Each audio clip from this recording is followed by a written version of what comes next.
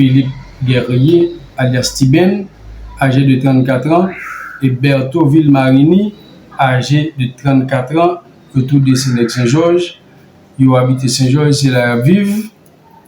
Hier soir, population Saint-Georges là, mettait la patte sur eux, conduire le commissariat Saint-Louis du Sud pour vol de moutons. L'examen m'a suivi au calvaire, il a fait et moun Saint-Georges passé dans voler mouton, on voler cabritio. Hier soir, c'est pas du bayo. Aux environs de 7 heures, la population mettait la main sur eux avec un mouton en main qui ont conduit dans le commissariat Saint-Louis et rapport de police en main et le commissariat déféré ici au parquet. Pour que nous-mêmes, nous pourrions enclencher la poursuite judiciaire contre la poursuite pénale contre pour faire de vol de moutons et association de malfaiteurs. Et mouton que nous avons hier soir, c'est un mouton, un citoyen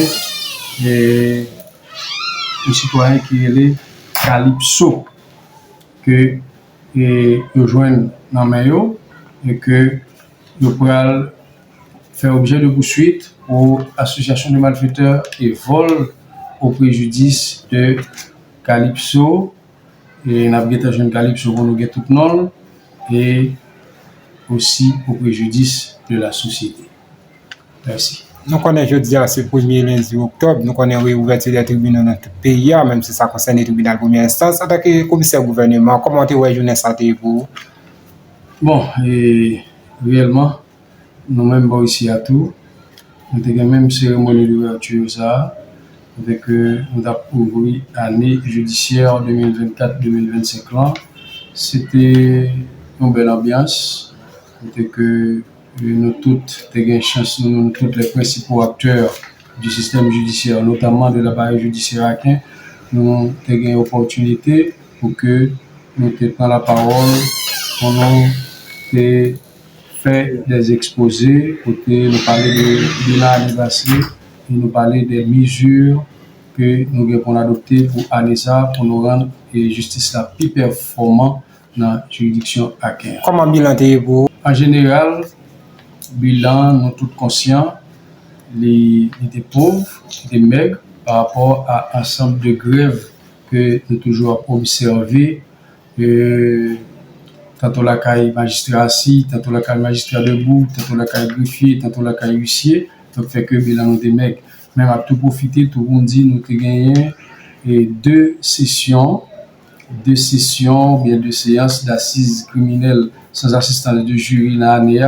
Et on fait qui est bien malheureux jusqu'à maintenant, nous ne pouvons pas capable de gagner décision judiciaire. Nous avons été faite en juin, nous avons été faite en septembre.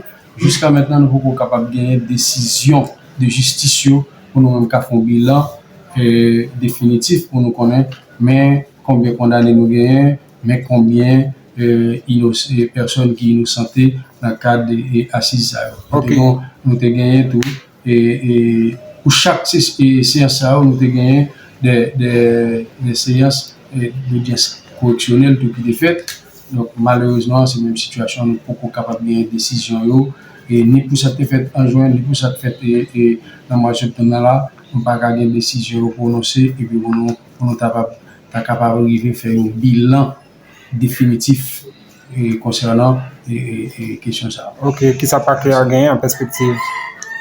Ça nous a en perspective, c'est même Mario, redresser, travail pour redresser le système là, travail pour mettre sécurité dans la juridiction, travail pour que nous rendions pas qu'il y a plus performant, pour le service là-bas et plus bien, pour pas qu'il y a fonctionné au quotidien, respecter le travail, etc. Et donc, ensemble de tâches à nous gagner qui déjà nous mènent déjà et que nous allons regarder pour nous comment nous sommes capables d'enrichir. Je n'ai périlleux de voir de porter la parole ce matin en ma qualité de doyen du tribunal de première instance d'accueil à l'occasion de cette audience solennelle marquant la réouverture des cours et tribunaux sur tout le territoire de la République pour l'exercice fiscal 2024-2025. D'entrée de jeu, je salue bien respectueusement tous ceux et toutes celles qui ont fait acte de présence en répondant positivement à l'invitation qui leur a été lancée. Votre présence, mesdames, messieurs, a rehaussé l'éclat de la cérémonie.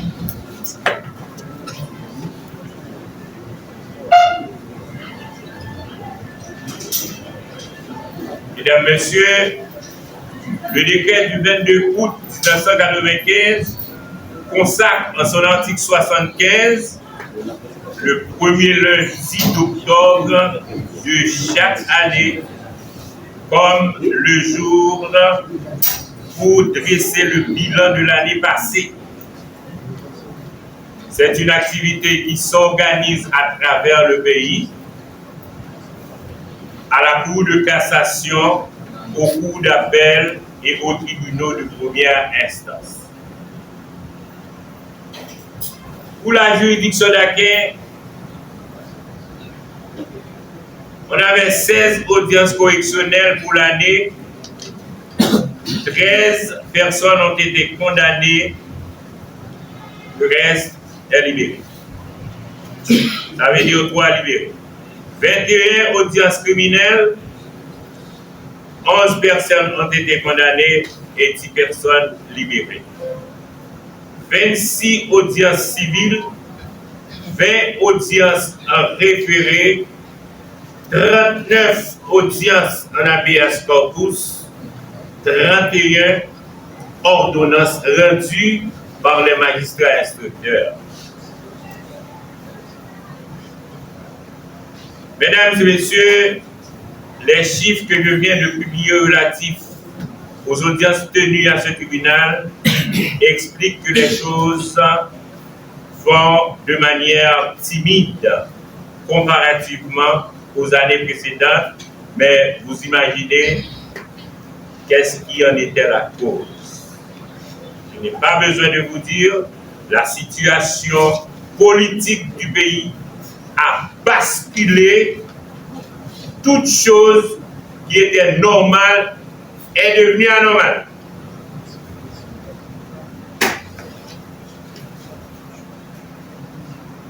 Depuis tantôt 5 années, nous essayons d'organiser une session criminelle avec assistance de juge. Jusqu'à présent, ce projet demeure ce qu'il était.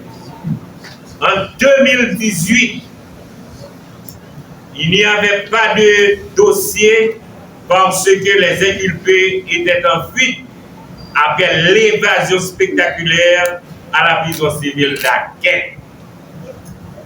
En 2019, pour la même raison, cette session criminelle avec jury n'a pas pu tenir.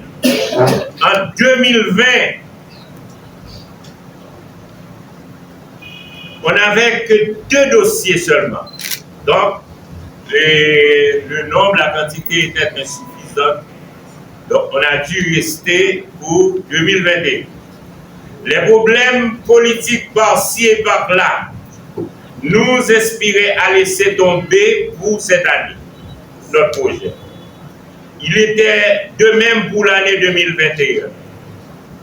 En 2022 et 2023, la situation socio-politique du pays nous a invités à rester dans l'observation avant de nous aventurer. En 2024, tout allait être prêt quand les parquetiers ont observé un mot d'ordre de grève qui a quasiment paralysé les activités de tribunal. Les affaires correctionnelles maintenant. Les affaires correctionnelles demeurent de nos jours une longue histoire. La loi de 6 mai 1927 donne la possibilité aux parquetiers de venir par devant le tribunal correctionnel pour voir un juge décider sur le cas d'un cas d'électeur.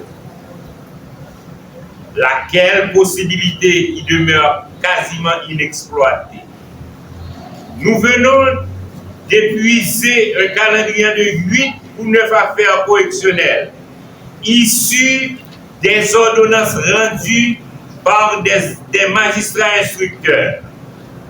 À notre grande surprise, 99% des dossiers n'ont pas de prévenu. Certains sont morts, d'autres en fuite et d'autres sont libérés. À qui profite ce désordre? Je n'en sais rien. Ce que je suis en droit de constater, c'est qu'il manque à ce parquet une harmonisation des missions, une carence de sincère communication des missions, une carence et une carence nécessaire communication. Je souhaite que cela change afin que cette tâche d'encre qui salit la renommée de la justice aquinoise soit dissimulée à travers le comportement de certains acteurs de la justice. Les habeas corpus. Selon le bilan qui vient d'être publié, environ 39 audiences sont tenues pendant l'exercice 2023-2024. C'est une procédure tracée par la Constitution de 1987 amendée et qui jusqu'à présent n'est pas bien maîtrisée par certains acteurs de la justice. Le doyen les exhorte à lire les articles 24, 24.1, 24.2, 25, 26, 26.2 et 27 de la Constitution de 1987 amendée.